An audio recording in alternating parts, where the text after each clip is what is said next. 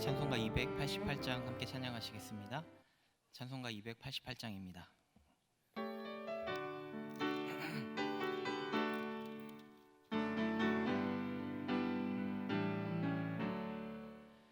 예수를 나의 구주 삼고 성령과 피로써 거듭나니 이 세상에서 내 영혼이 하늘의 영광 누리도다. 이것이 나의 간증이요 이것이 나의 찬송일세.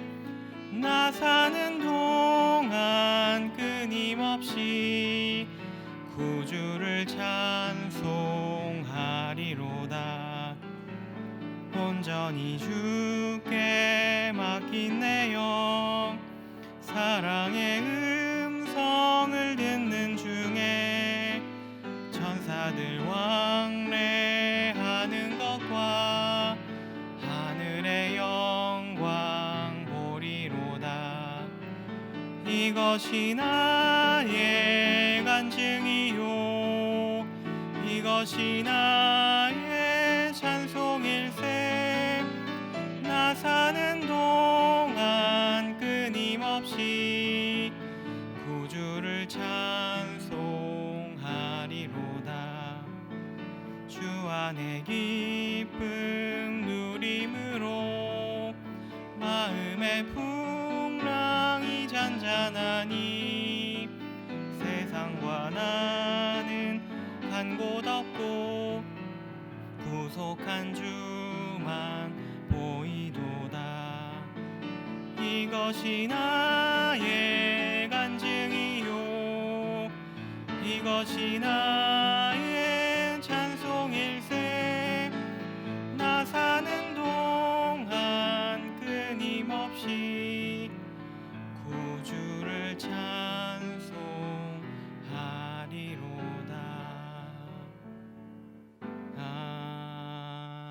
아멘. 다 같이 사도신경으로 신앙을 고백하겠습니다.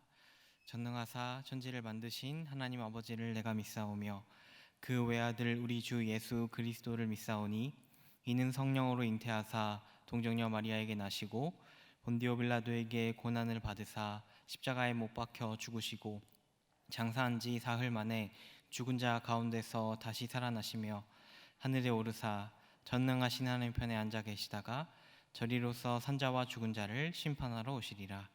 성령을 믿사오며 거룩한 공회와 성도가 서로 교통하는 것과 죄를 사하여 주시는 것과 몸이 다시 사는 것과 영원히 사는 것을 믿사옵나이다.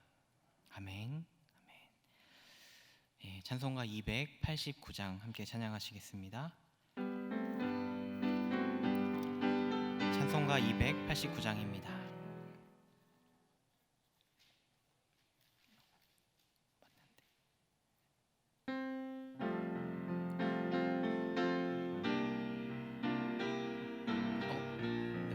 네, 289장입니다. 아까 찬송가 맞만.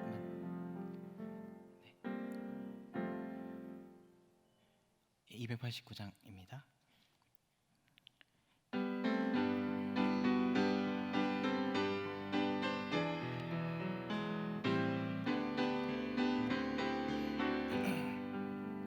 주 예수 내 맘에 들어와 계신 후 변하여 새 사람 되고 내가 늘 바라던 참빛을 찾음도 주 예수 내 맘에 오심.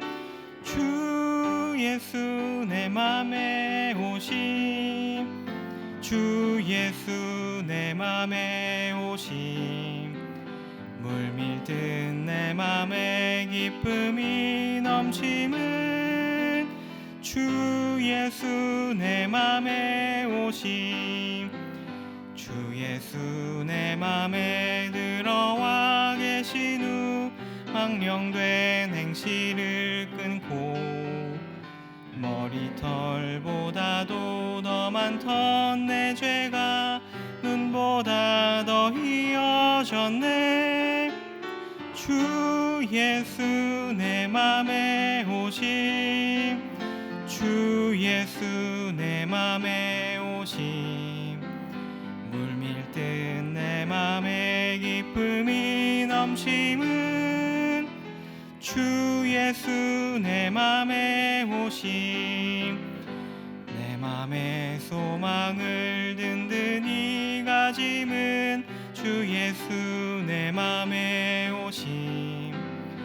의심의 구름이 사라져버림도 주 예수 내 맘에 오심. 주 예수 내 맘에 오심. 주 예수 내 맘에 오심. 물밀듯 내 맘에 기쁨이 넘침은 주 예수 내 맘에 오심. 사망의 음침한 골짜기 가다가 밝은 빛 돌연히 비쳐 저 멀리 하늘 문완하게 보임도 주 예수 내 맘에 오심. 주 예수 내 맘에 오심. 주 예수 내 맘에 오심. 물밀듯 내 맘에 기쁨이 넘침은 주 예수 내 맘에 오심. 내가 저 천성에 올라가 살기는 주 예수 내 맘에 오심. 천성에 올라가 주님을 뵈리니 그 기쁨 비길 데 없네. 주 예수 내 맘에 오심. 주 예수 내 맘에 오심. 물밀듯 내 맘에 기쁨이 넘침은 주 예수 내 맘에 오심. 아멘. 네, 이 시간 권기자 피택 권사님께서 기도해 주시겠습니다.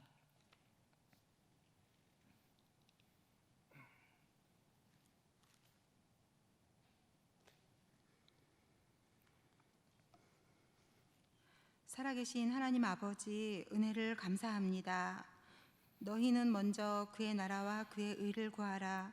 또 무엇을 하든지 말에나 일에나 다 주 예수의 이름으로 하라는 주님의 말씀을 따라 하나님을 영화롭게 하고 감사하는 우리 공동체와 성도가 되길 기도합니다. 하나님 아버지, 오늘 예배자로 이 자리에 머리 숙인 주의 자녀들을 축복하여 주시옵소서. 어느새 7월의 첫날을 맞이하였습니다. 에베네셀 하나님, 날마다 여호와의 은혜를 노래하고 그 은혜를 통해 일하시는 주님께 감사드립니다. 올해 상반기를 보내며 우리 모두 너무 어두운 터널을 지나가는 것처럼 힘든 시간들을 보내고 있습니다. 개인의 영성과 일터와 삶이 위축되고 때로는 힘이 없으며 우울하기도 했습니다. 그러나 코로나19를 당하면서 위기 속에서도 우리 공동체의 예배가 회복되기까지 또한 은혜가 넘친 것을 고백합니다. 가정의 예배가 회복되어지고 가족을 돌아보는 기회가 되었습니다. 또 이웃과 친구와의 뜻하지 않은 단절이 얼마나 관계가 소중한지도 깨달았습니다. 사랑방 지체들과 만날 수 없음에 더욱 말씀을 붙들고 함께 공유하며 같은 마음을 품게 하신 것도 주님의 은혜입니다. 하나님 아버지, 코로나19로부터 우리 교회를 지켜주시옵소서. 우리 교회를 통하여 하나님의 역사가 올바르게 세워지며 주님의 뜻을 이루어가고 믿음 안에서 성장하고 발전하는 우리 공동체가 될 수 있도록 인도하여 주시옵소서. 이 시간 나라와 민족을 위해 기도합니다. 대통령과 정부, 위정자들에게 하나님의 공의를 두려워하는 분별력과 지혜를 주시옵소서. 우리나라에 더 이상 전쟁의 위협이 없게 하시고 경제와 안보가 안정되며 이 땅의 평화가 유지될 수 있기를 간절히 기도합니다. 북한에서 고통당하는 주민들과 지하교회 성도들을 긍휼히 여겨주시옵소서. 흑암의 권세가 떠나가고 복음의 문을 열어주시옵소서. 인권이 회복되는 평화통일의 한국을 바라보며 주님의 때가 속히 오기를 간절히 기도합니다. 존귀하신 하나님 아버지, 이 시간 한국교회를 위하여 기도합니다. 우리 한국교회가 다원주의에서 벗어나 오직 예수 그리스도만을 구주로 삼고 섬기며 복음의 사명을 온전히 감당하고 주님 오실 날을 준비하는 교회가 될 수 있도록 다스려 주시옵소서. 다음 세대가 민족과 세계와 열방 가운데 신실하고 탁월한 하나님의 일꾼으로 성장할 수 있도록 축복하여 주시옵소서. 청년들은 영성과 지성을 겸비하며 희망의 꿈을 가지게 하시고 각자의 자리에서 예수 청년으로 살게 하시며 가정과 학업과 일터를 바르게 주도해 나갈 수 있기를 기도합니다. 하나님 아버지, 열방에 흩어져서 생명을 다해 복음을 전하시는 선교사님들을 지켜주시옵소서. 특별히 코로나19에 감염되지 않도록 건강을 지켜주시고 재정적인 어려움이 없도록 인도하여 주시옵소서. 동역자와 선한 이웃들을 통하여 기쁨으로 사역할 수 있도록 인도하여 주시기를 간절히 기도합니다. 하나님 아버지, 이 시간 이현숙 목사님께서 말씀을 선포하실 때에 성령 하나님 함께하여 주시옵소서. 우리 모두 정결한 모습으로 하나님 앞에 겸비하는 자세로 말씀 앞에 겸손히 엎드리게 하시고 주님의 음성을 들으며 심령이 변화되고 믿음으로 결단하는 시간 되기를 간절히 기도합니다. 예배를 통하여 오직 우리 주님만 영광 받으시기를 바라오며 이 모든 말씀 예수님의 이름으로 기도합니다. 아멘.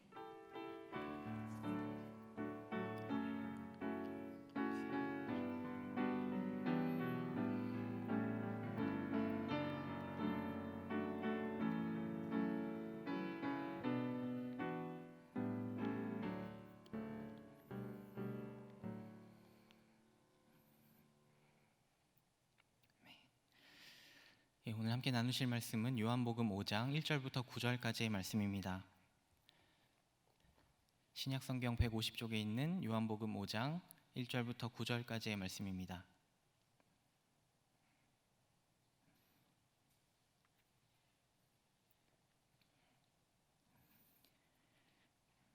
한 절씩 교독하시겠습니다. 그 후에 유대인의 명절이 되어 예수께서 예루살렘에 올라가시니라.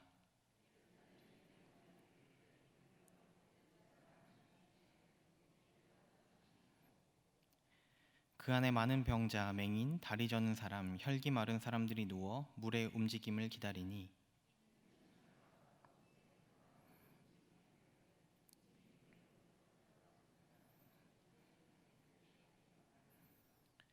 거기 38해 된 병자가 있더라.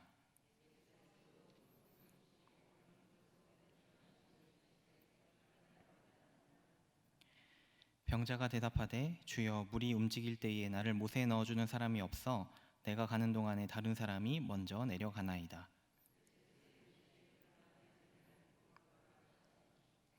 다 같이 읽겠습니다. 그 사람이 곧 나아서 자리를 들고 걸어가니라. 이날은 안식일이니. 아멘. 교회 소식을 나누도록 하겠습니다. 내일 저녁 8시에 이곳에서 중보 회복 기도회가 있습니다. 함께 기도하는 자리에 참여 부탁드리고 또 중보기도실 헌신 안내에는 주보를 참고해 주시고 코로나 방역을 위한 캠페인과 관련된 내용 주보를 꼭 참고하셔서 우리가 교회에 모이고 예배할 때마다 귀한 방역 지침을 잘 지키는 우리 교회가 되기를 소망합니다. 이 시간에 교회 공동의 기도 제목을 놓고 함께 기도한 후에 말씀 나누도록 하겠습니다. 온 성도들이 사랑방 생활을 통해 말씀을 매일 나누고 서로 기도함으로 주님을 닮아가게 하소서. 남북 이산가족의 눈물을 닦아주시고 북한 이탈 동포들이 교회 안에서 위로와 소망을 누리게 하소서.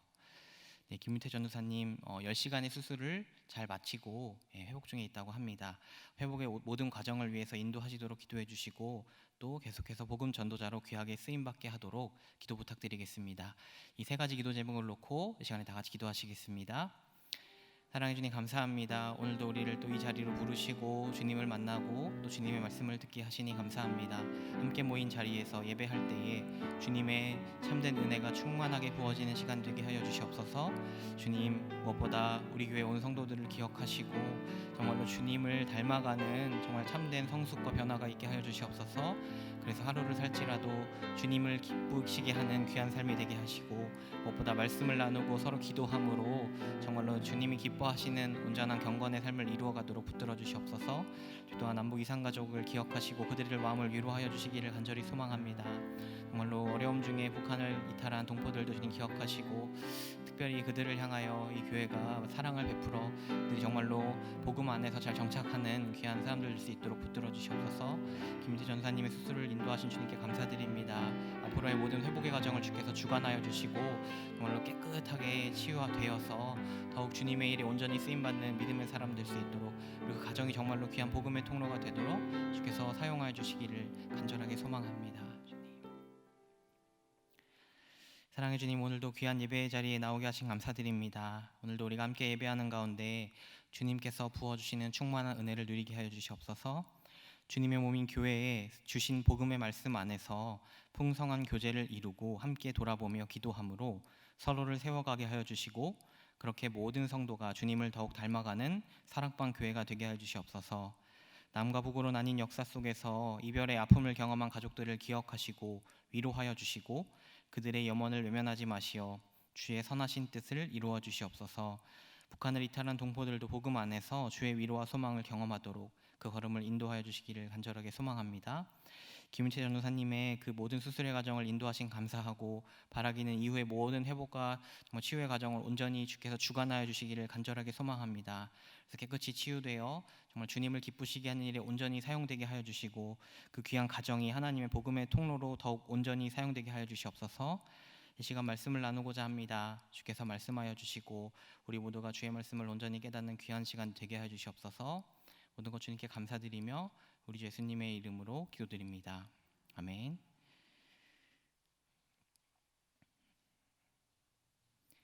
벌써 2020년이 절반이 지나가고 오늘이 7월 1일입니다. 지난 시간 우리가 어찌 보냈는가, 참 유례없는 일들로 또 그런 시간들로 우리가 참 여러 가지 미지의 경험들을 보내온 것 같습니다. 그러나 우리 하나님은 언제나 동일하신 분이니 이 시간에 함께 귀한 말씀 안에서 하나님의 말씀을 깨닫는 시간이 되어서 말씀의 풍성한 교제를 나누고 하나님 주신 은혜를 경험하는 시간 되기를 간절하게 소망합니다. 톨스토이의 사람은 무엇으로 사는가라는 이야기가 있습니다. 쌍둥이 딸을 낳은 한 어머니의 생명을 거두어 오도록 명령하신 하나님의 명령을 거역한 한 천사가 그 벌로 두 날개를 잃고 땅에서 세 가지 질문의 답을 찾아가게 되는 이야기입니다. 그 세 가지 질문은 이것입니다. 사람의 내부에는 무엇이 있는가? 그리고 사람에게 허락되지 않은 것은 무엇인가? 마지막으로 사람은 무엇으로 사는가? 참으로 좋아하는 이 이야기 속에서 특별히 두 번째 질문에 주목하고 싶습니다. 바로 사람에게 허락되지 않은 것은 무엇인가입니다. 그 답은 자기 몸에 무엇이 필요한가 하는 지식이라고 합니다. 미하일이라고 하는 천사가 한 경험으로 그것을 깨닫게 됩니다. 구두장이의 집에서 그 일을 돕던 천사에게 어느 날 한 사나이가 찾아와서 이런 요구를 합니다. 자신이 가져온 가죽을 내밀고서요, 이 가죽으로 1년 동안 닳지도 또 찢어지지도 또 모양이 변하지도 않는 장화를 만들라는 것입니다. 그 요구를 받아들고 있는데 미하일은 그 사내를 보고 싱긋 웃습니다. 왜 그런가 하니 나중에 그가 설명하기를 그 사내를 쳐다보니 뜻밖에도 그 사내의 등 뒤에 천사의 동료였던 죽음의 천사가 서 있는 것을 발견했기 때문이라는 것입니다. 그래서 미하일은 사내가 요구한 장화 대신에 그가 돌아가고 나서요, 죽은 사람에게 신기는 슬리퍼를 제작하고 정확히 그 사람은 돌아가는 길에 죽음을 맞이하여 그 슬리퍼가 필요해지게 됩니다. 미하일은 생각합니다. 그 천사요, 사나이는 1년을 신어도 끄떡없는 장화를 만들라고 하지만 자기가 오늘 저녁 안으로 죽는다는 것은 모른다. 그러니 인간은 자기 몸에 필요한 것이 무엇인지를 모른다는 것입니다. 사랑하는 성도 여러분, 여러분은 어떻게 생각하십니까? 여러분은 스스로 나에게 필요한 무엇인가를 정확히 알고 있다고 생각하십니까?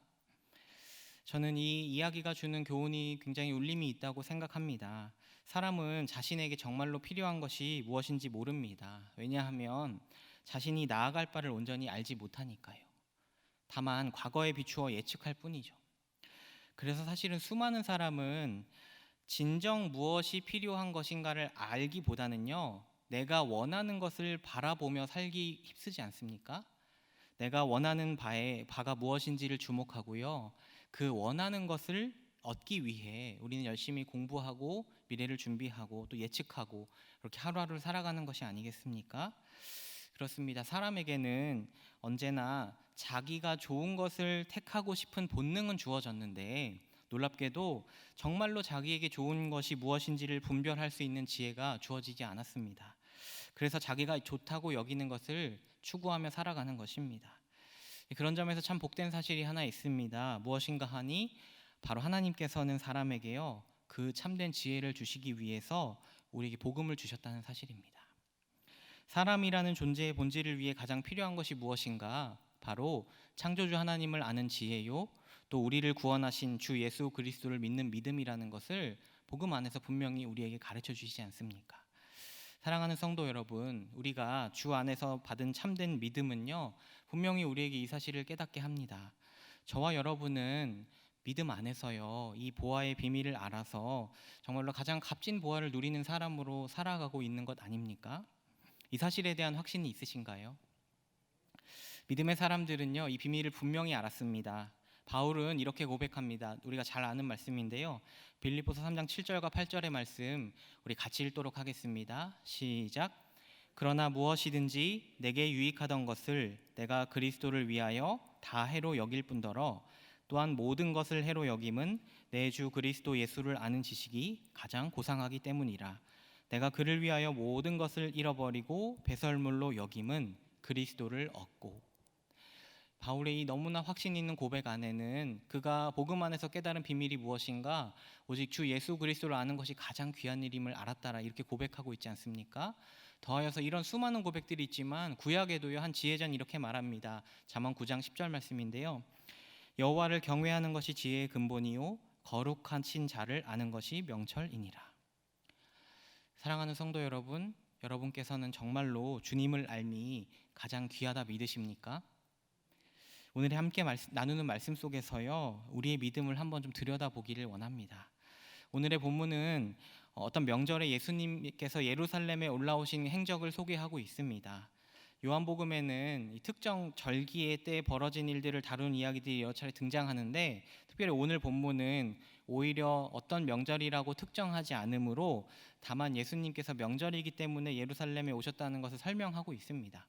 그리고 장면이 전환되어서요 예루살렘에 있는 베데스다라는 못을 비추고 그 못가의 광경과 그 못가에 담긴 이야기를 소개합니다. 오늘 우리가 읽은 본문 중 3절과 4절입니다. 그 안에 많은 병자, 맹인, 다리 저는 사람, 혈기 마른 사람들이 누워 물의 움직임을 기다리니 이는 천사가 가끔 못에 내려와 물을 움직이게 하는데 움직인 후에 먼저 들어가는 자는 어떤 병에 걸렸든지 낫게 되밀어라. 특별히 3절 하반절부터 4절까지 괄호로 부연된 이 말씀에 대해서 아마 궁금하신 분들이 많이 있을 것입니다. 실제로 이 말씀들은 여기 성경에도 보면 설명이 되어 있기도 한데 성경에서 생략되는 경우들이 있습니다. 이것이 확실한 복음서의 내용이 아니라고 보는 견해들이 있기 때문입니다.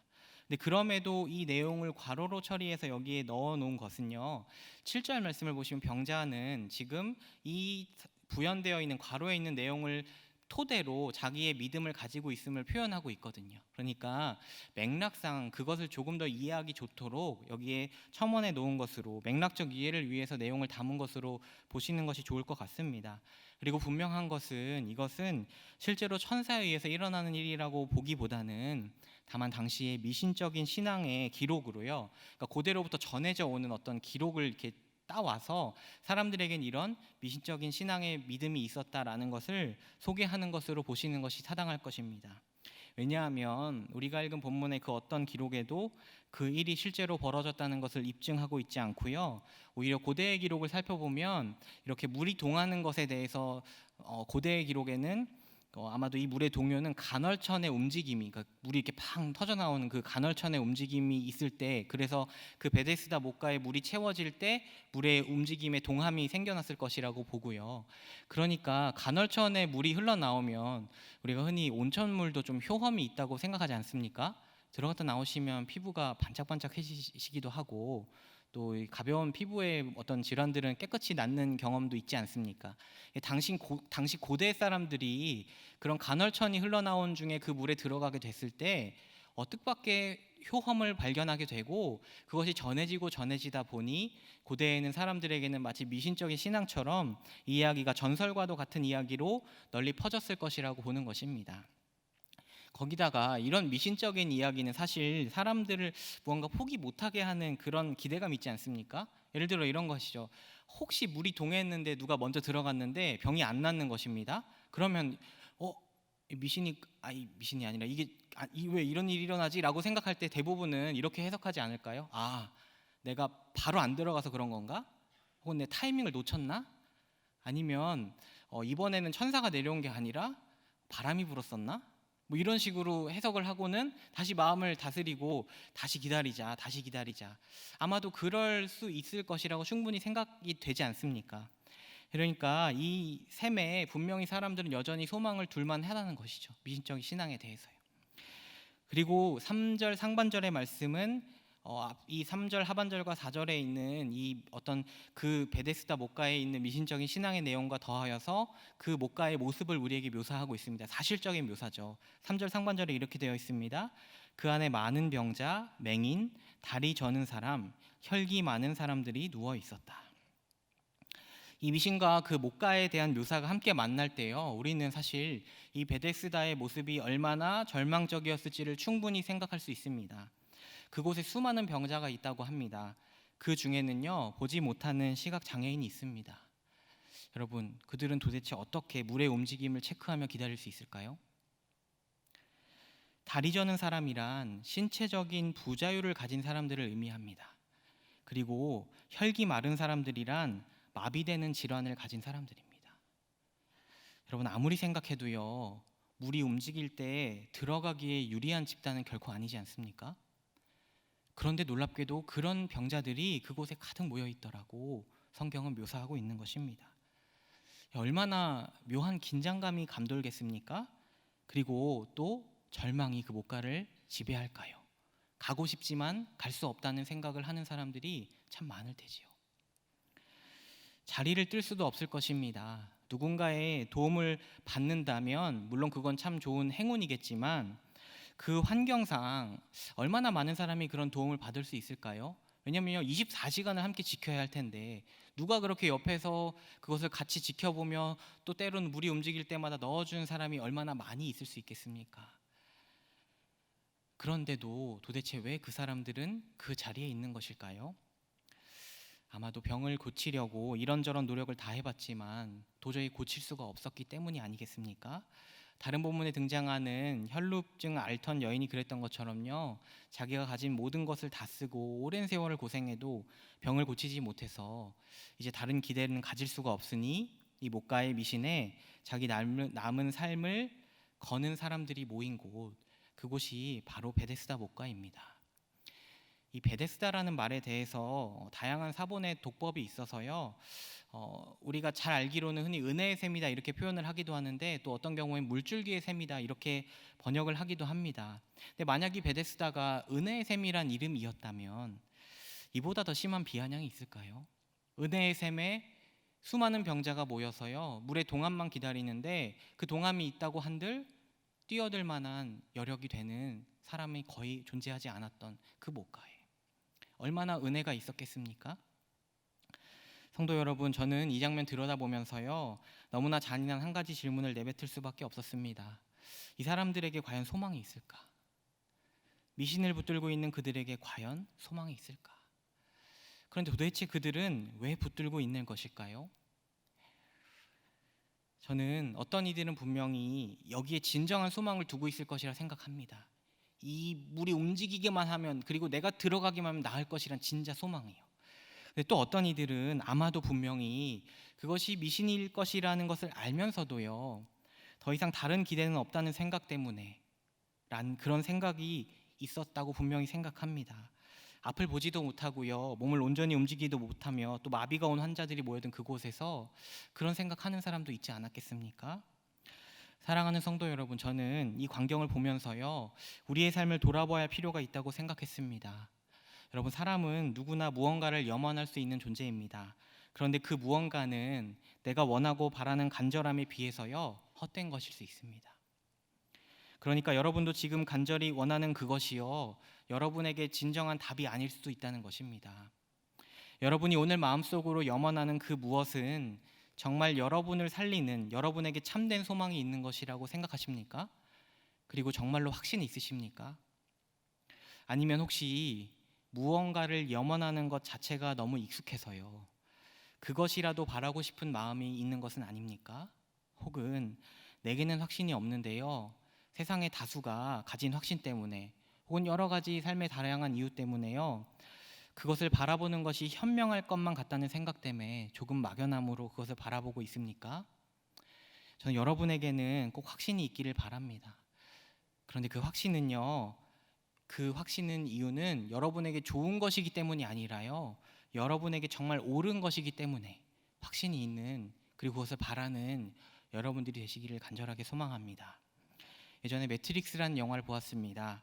이 영화의 세계관은 이렇습니다. 너무 유명하니까 잘 아실 텐데요, 미래의 인공지능이 세상을 지배하게 되고 사람을 통제하게 되는 세상이 오게 됩니다. 그 통제란 건 무엇이냐면 사람을 관에 가두고요, 매트릭스라는 가상 공간에 살아가게 하는 것입니다. 뒤에 뭔가를 연결해서요.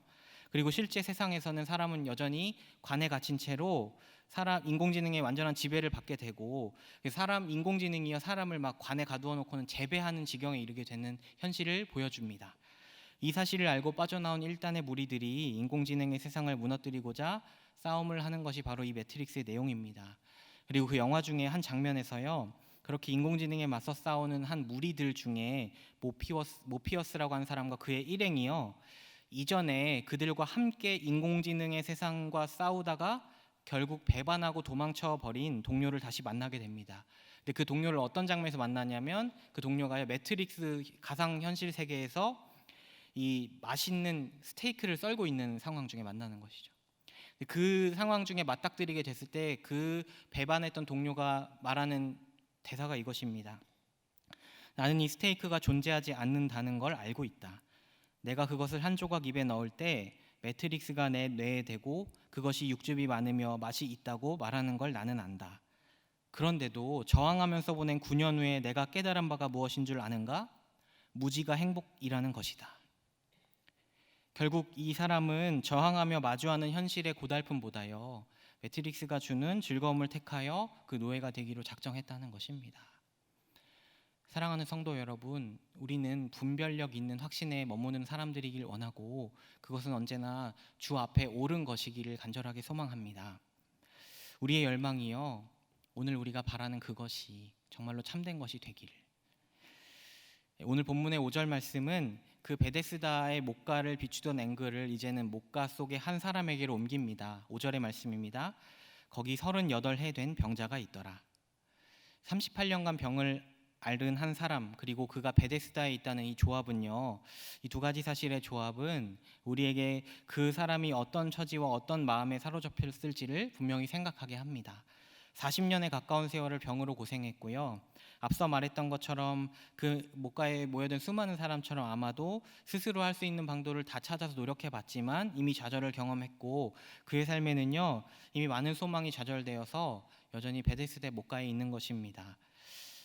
얼마나 세월이 지났을지는 알지 못하지만 그에게는 아마도 여기가 마지막 소망이겠죠. 그런 병자를 향해서 예수님의 시선이 향했고, 그리고 예수님께서 이렇게 물으십니다. 6절의 말씀입니다.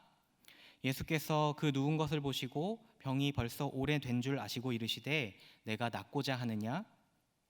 주님 이렇게 물으십니다. 내가 낫고자 하느냐? 이 질문이 어떤 의도를 담고 있는 것인가에 대해서 어떤 학자들은 이 질문이 그가 낫기를 정말로 염원하고 있는지에 대해서 시험하고 있는 것이다, 이렇게 보기도 합니다. 근데 이렇게 보기는 좀 그런 것이요, 뒤에 이어지는 이야기가 보여주는 장면을 충분히 담아내지 못하거든요.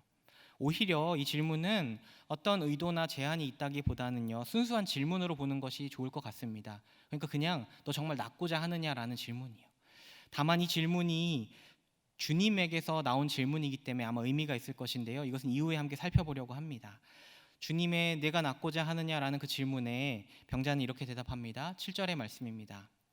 병자가 대답하되 주여 물이 움직일 때에 나를 못에 넣어주는 사람이 없어 내가 가는 동안에 다른 사람이 먼저 내려가나이다. 우리는 적어도 이 사람의 질문 답에서요 2가지 생각을 엿볼 수 있습니다. 먼저는요, 그에게 병이 낫는다는 것은요 곧 그가 그 못에 들어가는 것 외에는 다른 방도가 없다고 그는 확신하고 있는 것입니다. 또 한 가지는요, 그렇게 보자면 그는 도대체 그가 자력으로는 도저히 그 일을 이룰 수 없다는 것도 알고 있는 것이겠죠. 이 답변은 굉장히 오묘한 말입니다. 왜냐하면 어떤 점에서 보자면 이 말은 절반은 맞는 말이고 또 절반은 틀린 말일 수 있거든요. 무슨 말이냐면, 그가 목가에 들어간다고 병이 낫겠습니까? 안 낫겠죠. 근데 그는 이미 그 전제를 가지고 있는데, 놀랍게도 그 전제를 가지고서 내린 결론은 무엇이냐면, 내가 결코 자력으로는 이 병에서 나을 수 없다라는 생각을 분명히 그 스스로 가지고 있다는 것. 그 사실이 그에게 있다는, 이 말만큼은 아마도 그가 다른 의도를 가졌든 다른 전제를 가졌든 분명히 깨닫고 있는 본질적인 사실이라 생각합니다. 이 38년 된 병자는요, 앞서 말한 것처럼 이미 베데스다라는 시스템 안에 철저하게 갇혀버린 존재인 것입니다. 그는 베데스다에 있는 사람이기 때문에 그에게 병이 낫는다는 것은 그 유일한 방도란 물에 들어가는 것 외에는 없는 것입니다. 그 사람뿐이겠습니까? 여기 베데스다라는 목가에 모인 모든 사람이 그렇지 않겠습니까? 그런데 여러분, 이 베데스다뿐이겠습니까? 사람의 시선이 모이는 그곳, 세상이라는 시스템 구조 속에 자신을 두려는 모든 사람이 동일하지 않겠습니까? 여러분에게 주님이 다가오셔서요, 이렇게 물으시는 것입니다. 너 행복하고 싶니? 여러분, 무엇이라고 답하시겠습니까? 주님, 너무나 행복하고 싶습니다. 우리 이렇게 답하겠죠. 근데 뒤에 붙는 것 있지 않을까요? 그런데요, 그러려면 지금보다 조금 더 경제적으로 여유로워야 할 것 같습니다. 제 자녀가 원하는 학교와 직장에 취업해야 하지 않을까요? 제가 이번 진급은 꼭 해야 하지 않겠습니까? 이번만큼은 꼭 사업이 확장되어야 할 것 같습니다. 여러분, 이 생각은 잘못된 것 아니라 당연한 것입니다. 우리가 살아가는 세상에서는요, 사실 너무나 많은 필요 조건이 요구되고 있으니까요. 그것 외에는 우리가 사실 행복하다는 것을 증명할 방도가 없지 않습니까? 누군가가 내게 요즘 삶이 어떠냐 물을 때요, 우리가 말할 수 있는 건 무엇입니까? 바로 앞서 말한 그 필요의 문제들 아닙니까? 그것을 나열하고서 나 요즘 괜찮아, 우리 이렇게 말해야만 하는 사람들이지 않습니까? 그런데 여러분, 그것 아시겠습니까? 사실은요, 베데스다 목가의 병자의 말도 다르지 않다는 건 말입니다. 그는 그 현실 속에서요, 그가 병이 낫는다는 것은 그 물에 들어가는 것밖에 없으니까요. 그것이 이 세상을 살아가는 우리와 크게 다르지 않다는 것입니다. 그러니 그가 이렇게 말하는 것입니다. 주님, 저에게는 그 일을 도무지 이룰 가능성이 없습니다. 그리고 주님께서는요, 그 자력의 불능을 고백하는 그 고백을 받으시고요, 그를 치유하십니다. 8절의 말씀입니다. 예수께서 이르시되 일어나 내 자리를 들고 걸어가라 하시니. 이 놀라운 광경을 아시겠습니까? 그는 낫고 싶지만 그에게 낫는 것은 물에 들어가는 것이고 그는 그것을 할 수 없어 좌절했습니다. 그런데 주님은 그에게 물에 들어가라 말씀하시는 것 아닙니다. 지금 내 자리를 들고 그곳에서 일어나 걸어가라 말씀하십니다. 물에 들어갈 필요는 전혀 없습니다. 그것은 주님의 방법, 주님의 계획, 주님의 뜻이 아니니까요. 사랑하는 성도 여러분, 그렇습니다. 내가 낫고자 하느냐라는 순수한 질문을 그에게 던지시는 분은 바로 우리 주님이십니다. 사랑하는 성도 여러분, 우리에게 행복하고 싶냐라고 물으실 그분도요, 바로 우리 주님이십니다. 우리를 꼭 물가로 인도하거나 경제적인 여유나 자녀의 진학, 취업, 그 외에 우리가 꿈꾸는 어떤 번영과 성공으로 인도하지 않으셔도요, 그런 여러분을 진정한 행복으로 인도하실 수 있는 분이십니다. 여러분, 그 사실을 몰랐던 그지만 도저히 스스로를 구원할 수 없었던 그 좌절 때문에 그를 일으키신 주님이십니다. 우리는 하물며 그 주님이 누구인지를 알고 믿는 믿음의 사람들이지 않습니까? 우리가 받은 구원의 은혜가 얼마나 놀라운 것인지를 오늘 이 시간 다시금 돌아보기를 간절하게 소망합니다. 제가 가보지 않아서요 모르겠는데, 카지노에는, 이건 떠도는 이야기인데요, 제가 안 가봐서 몰라가지고요, 들려오던 얘기인데, 카지노에는 없는 것이 3가지가 있다고 합니다. 바로 거울과 시계와 창문입니다. 이 세 가지 물체는 보통 사람이 자신을 돌아보게 하는 중요한 기능을 가지고 있어서요. 사람이 자신을 돌아보지 않고 오직 그 도박에 몰두하도록 카지노에 이런 걸 두지 않는다. 이런 얘기를 제가 본 적이 있습니다. 물론 그 말이 진짜인지는 모르겠지만 적어도 여기 언급되는 이 세 가지 물체가 아주 중요한 역할을 하는 것들이구나라는 생각을 제가 한번 해보게 되었었습니다. 그 중에서도 제가 주목한 것은 바로 창문입니다. 여러분, 이 창문이란 것은 참 신기합니다. 제가 지금의 집으로 이사 오기 전에 살던 아파트를 떠올릴 때마다 제 마음에 가장 들었던 공간 중에 하나가 어디냐면 바로 베란다였습니다. 그곳에는 거대한 전창으로 된 샤시가 있었습니다. 15층에서요. 그 거대한 창문으로 내려다보는 그 아름다운 야경은요. 제가 머무는 공간 너머에, 그러니까 제가 살던 아파트 너머에 담긴 아름다움을 늘 생생하게 저한테 보여줬습니다. 창문은요, 우리에게요, 우리가 지금 머무는 공간 너머에 있는 공간을 인식하게 해주는 아주 중요한 기능을 합니다. 그리고 때를 따라서요, 이 창문 때문에 우리는 우리가 머무는 공간과 창문 너머로 보이는 공간을 견주어 보게 되기도, 재평가하게 되기도 합니다. 폭우가 내리는 날에 어두컴컴한 바깥에요, 엄청나게 심하게 내리는 비를 창문으로 내다볼 때 우리는 어떤 생각합니까? 저는 그런 생각 듭니다. 우리가 지금 머물고 있는 이 집안 방구석이 얼마나 안락한 곳인가를요. 바깥에 비가 억수로 내리니까 내가 있는 방이 얼마나 편해 보이고 참 마음이 평안해지는지. 특별히 걸어다가 우산이 없어서 폭우에 쫄딱 비를 맞으며 뛰어가는 사람만 보고 있으면 저 사람이 좀 안타깝긴 한데 어떤 생각 드십니까? 두 배로 편하지 않습니까? 굉장히 안정감을 느끼는 마음을 느끼게 된다는 것이죠. 그리고요, 햇빛이 따사롭고 하늘이 아름다운 그날의 창밖은요, 어쩌면 그렇게 내가 머무는 공간을 초라하게 만드는지 모르겠습니다. 이 화사한 햇빛이 비추는 바깥의 모습은요, 내 공간을 굉장히 지루하게 하고 언제든 좀 뛰쳐나가게 하는 그런 힘이 있는 것 같습니다. 특히나 그런 생각을 많이 했던 것은 예전 학창 시절에요, 지루한 수업 시간 중에요. 조용하고 졸려 죽겠는 수업 시간에 앉아 있다가 우연히 햇빛이 찬란한 창밖을 보면 막 뛰쳐나가고 싶은 욕구가, 정말 아름다운 그곳으로 가고 싶다는 생각이 참 많이 들더라고요. 그렇습니다. 창문은요, 우리에게 우리가 머무는 공간 너머를 통해서요, 우리가 있는 현재의 공간을 재평가하게 합니다. 사랑하는 성도 여러분, 베데스다 목가에 머무는 그 어떤 병자도 의심하지 않는 진리가 있었습니다. 바로 물이 움직일 때 들어가야만 병이 낫는다는 진리입니다. 그러니 아마도 맹인, 저는 사람, 혈기 마른 사람들이 모인 그곳에서 자력의 구원을 기대하는 사람이 얼마나 많았겠습니까? 그런데 그곳에요, 오래도록 머물렀을 38년 된 병자에게 다가온 주님은요, 마치 그에게 다른 세상의 창문을 비추고 계시는 것입니다. 그 물가에 들어갈 필요가 없다. 지금 이 자리에서 일어날 수 있다. 그러니 걸어가거라. 자력으로 구원할 수 없는 존재에 그에게 구원의 기쁜 소식이 들려옵니다. 그리고 베데스다 바깥에서 오신 그 주님께서 그에게 다가와 그를 낫게 하십니다. 사랑하는 성도 여러분, 이것이 바로 구원입니다. 우리가 받은 구원이 무엇인가요? 우리는 때로 우리 주님을, 그리고 우리가 받은 구원을 우리의 삶 속에 생겨난 가장 강력하고 능력 있는 도움이며, 그래서 마땅히 택해야 하는 지름길과 같은 선택지라고 생각하게 될 때가 참 많은 것 같습니다. 그런데 여러분, 주님이 우리에게 베풀어 주신 구원은 우리가 여전히 삶의 자리 위에 서서 행복을 위한 강력한 조력자를 얻은 것이 아니라요, 구원은 우리 삶의 기준 자체를 바꾸어 놓은 것입니다. 여전히 세상과 같은 시선에서요, 세상 모두가 바라보는 어떤 높은 지점을 똑같이 바라보는 우리를 향해서 주님이 다가와 노크하신 것입니다. 그리고 우리에게요, 그 시선을 옮겨서 창문 너머에 있는 하나님 나라를 바라보게 하시는 것입니다.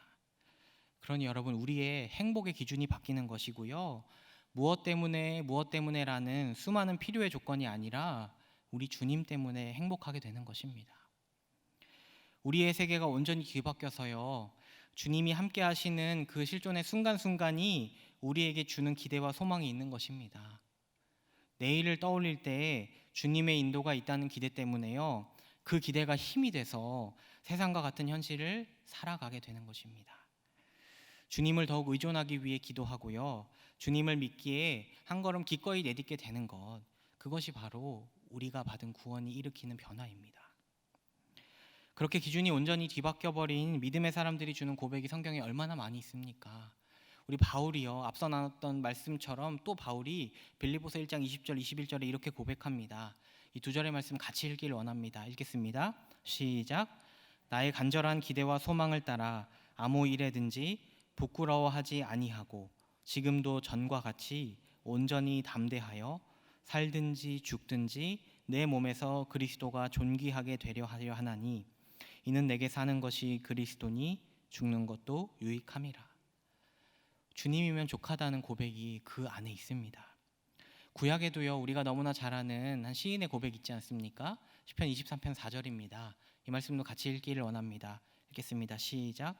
내가 사망의 음침한 골짜기로 다닐지라도 해를 두려워하지 않을 것은 주께서 나와 함께 하심이라.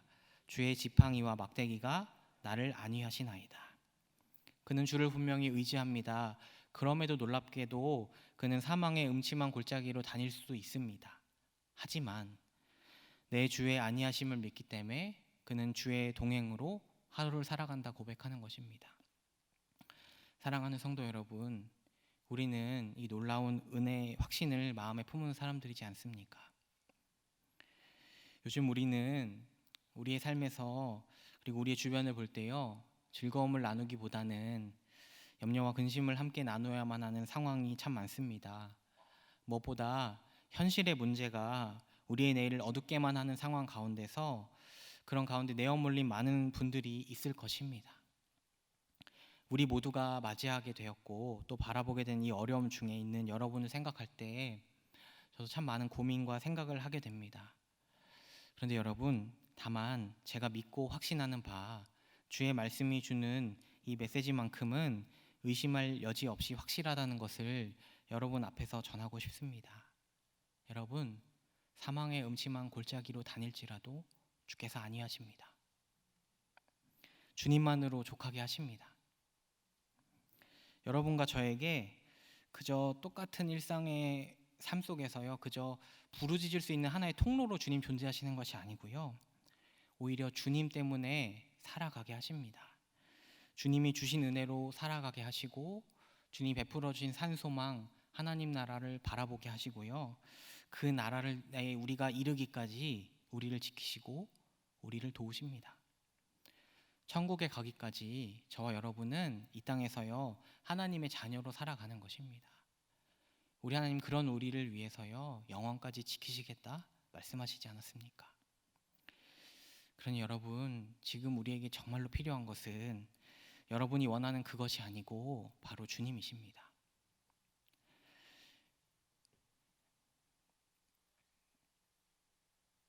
그렇게 되기를 바라는 수많은 것들, 그것들이 아니라 정말로 주님이 필요하다는 것을 알려주시려고 주님이 이 땅에 오셨고 우리에게 진정한 구원을 베풀어 주셨습니다. 그러니 여러분, 주님을 바라보시지 않으시겠습니까? 온전히, 더욱 온전히 살 소망이 끊어질 것 같은 현실이 있을지라도 그 소망 가운데 두셨지만 그런 우리를 여전히 바라보시며 참된 기쁨과 안식을 주시는 주님을 더욱 온전히 바라보고 주께서 우리 삶을 살아가게 하시기 위하여 베풀어 주신 많은 것들을 바라볼 수 있는 믿음이 우리 안에 있기를 소망합니다. 그래서 그 믿음 안에서요, 다시 떠올리기를 원합니다. 여러분이 주 안에서 발견한 행복은 무엇입니까? 여러분이 주 안에서 발견한 소망은 무엇입니까? 여러분에게 주님이 베푸신 은혜는 무엇입니까? 여러분, 그 믿음으로 견디고요, 그 믿음으로 힘써서 하늘의 진정한 도우심을 경험하는 저와 여러분이 되기를 간절하게 소망합니다. 말씀을 정리하고 마치겠습니다. 여러분, 오늘 말씀 속에서는 한 가지 메시지면 족합니다. 여러분, 주님이면 족하고요, 주님 안에 모든 지혜가 담겨 있습니다. 주님께서는 우리에게 그 주님을 바라보게 하시기 위하여 이 땅에 오셨습니다. 다시 우리의 눈을 돌려서요, 세상에 소망 없는 것에 몰두하게 되는 이 현실 속에서도 우리에게는 여전히 주님이 필요합니다. 그러니 오직 주 안에서 참된 소망을 품고 성도로 살아가시는 저와 여러분들이 되시기를 간절하게 소망합니다. 같이 기도하겠습니다. 사랑해 주님, 오늘도 함께 말씀을 나누게 하시니 감사합니다. 우리를 구원하시려 이 땅에 오신 주님의 그 놀라운 구원의 은혜를 우리가 받았음에도 우리에게 주신 참 은혜와 참 소망을 우리가 더욱 꺼내어 깊이 알기보다 현실이 주는 무게감에 우리의 마음을 빼앗기고 혹시 정말 소망 없는 자들과 같이 살아간 것 아닙니까? 주님, 우리에게 주님을 더욱 온전히 바라는 믿음 주시고 주님이 그 믿음 안에서 우리에게 허락하실 수많은 은혜와 소망을 깨달아서 세상에 소망 없는 자들과는 다른 삶을 살아가는 우리 모두가 되도록 인도하여 주시옵소서. 감사드리며 우리 주 예수님의 이름으로 기도드립니다. 아멘. 네, 다 같이 찬송가 438장 찬양하시겠습니다.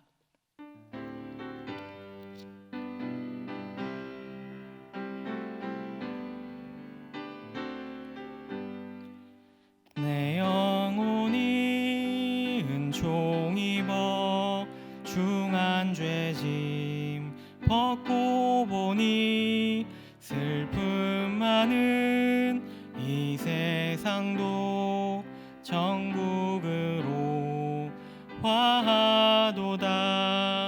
할렐루야 찬양하세. 내 모든 죄 사함받고 주 예수와 동행하니 그 어디나 하늘나라 주의 얼굴 뵙기 전에 멀리 뵈던 하늘나라 내 맘속에 이루어지니 날로 날로 가깝도다. 할렐루야 찬양하세. 내 모든 죄 사함받고 주 예수와 동행하니 그 어디나 하늘나라 높은 산이 거친 들이 조막이나 궁궐이나 내 주 예수 모신 곳이 그 어디나 하늘나라. 할렐루야 찬양하세. 내 모든 죄 사함받고 주 예수와 동행하니 그 어디나 하늘나라. 아멘. 이 시간에 말씀을 기억하면서 같이 기도하기를 원합니다. 사랑하는 성도 여러분, 우리는 우리가 생각하는 것보다요 우리에게 정말 무엇이 필요한지 잘 모르는 사람들입니다. 그래서 하나님 우리에게 복음을 주셨습니다. 복음이 가장 귀한 줄 알도록. 우리를 놀라운 구원의 은혜로 부르신 하나님께서는 우리에게 주님이 가장 필요하다는 것을 믿음 안에서 깨닫게 하십니다. 우리는 주님 안에서 모든 것을 누리는 존재이지 않습니까? 여러분에게는 주님이 필요하십니까? 아니면 주님을 통해 이루고 싶은 그 무엇이 필요하십니까? 주님이 필요한 하나님 나라의 사람, 그 사람의 삶을 책임지시는 것이 하나님 나라의 뜻인 줄 믿습니다. 사랑하는 성도 여러분, 이 어려움 속에서 주님 안에 담긴 놀라운 은혜의 비밀을 깨달아 누리게 하시고 주님으로 인하여 살게 하시고 주님으로 인하여 감사하게 하시고 주님으로 인하여 소망을 품게 해달라고 이 시간 말씀을 기억하면서 같이 기도하겠습니다. 사랑해 주님, 오늘도 우리를 귀한 예배의 자리로 불러주신 감사합니다. 함께 말씀을 나누며 우리 주님께서 우리에게 베풀어 주신 놀라운 구원의 은혜를 다시 한번 돌아보게 되었습니다. 주님은 우리에게 다가오셔서 하나님 나라의 놀라운 은혜와 비밀을 깨달아 알게 하시고 또 우리가 여전히 바라는 것이 아니라 진정 주 안에 담긴 놀라운 은혜와 행복을 누리게 하시는데, 우리가 혹시 삶이 주는 공고함 속에서 주님의 참 은혜를 바라보기를 멀리하고 우리의 삶에 몰두하며 살아오진 않았습니까? 주님, 그런 우리의 무지를 깨우쳐 주시고 믿음 안에서 참된 소망을 발견하고 믿음 안에서 주와 동행함으로 주께서 베풀어 주실 참된 삶의 걸음걸음을 걸어가는 우리 모두가 되도록 붙들어 주시옵소서. 주님, 솔직하게 현실이 너무나 어렵습니다. 우리의 삶이 고단합니다. 그러니 먼저 우리의 마음을 위로하여 주시고 주께서 주시는 참 기쁨이 무엇인지, 주께서 베푸시는 참 은혜가 무엇인지를 먼저 깨달아 알게 하여 주시고, 그 주님이 너무나 필요하다고 마음 다하여 고백하는 전심으로 주님을 찾는 우리 모두가 되게 하여 주시옵소서.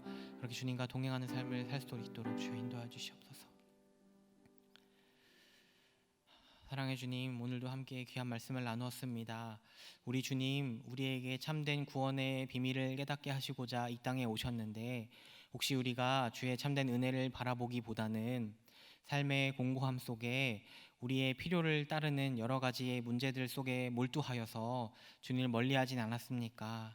주님, 우리를 깨우쳐 주시고 참된 소망이 있는 주님 품으로 다가가고 주님으로 인하여 살며 주님을 기쁘시게 하기 위하여 살아가며 주님과 더불어 살아가서 정말로 마음의 건강함과 부족함 없는 삶으로 살아가는 우리 모두가 되도록 붙들어 주시옵소서. 정말로 하나님을 먼저 구하는 자들의 삶을 인도하실 줄 믿사오니 하늘 아버지께서 이 현실의 지극한 어려움 속에서도 우리 귀한 성도님들이 주 앞에 나아갈 때마다 그 삶을 책임져 주시고 인도하여 주셔서 우리가 세상에 소망 없는 자들과는 다르게 주께서 주시는 참된 소망과 능력으로 살아간다고 고백하는 우리 모두의 삶이 될 수 있도록 주여 우리를 붙들어 주시옵소서. 그렇게 하루하루 주님과 동행하는 삶이 되도록 주께서 인도하시기를 원하오며 이 모든 말씀 우리 주 예수님의 이름으로 기도드립니다. 지금은 우리 주 예수 그리스도의 은혜와 하나님 아버지의 크신 사랑과 성령 하나님의 교통 인도하심이 이 자리에 함께 모여 예배드린 귀한 성도님들 위해 이제로부터 영원토록 함께 있을지어다.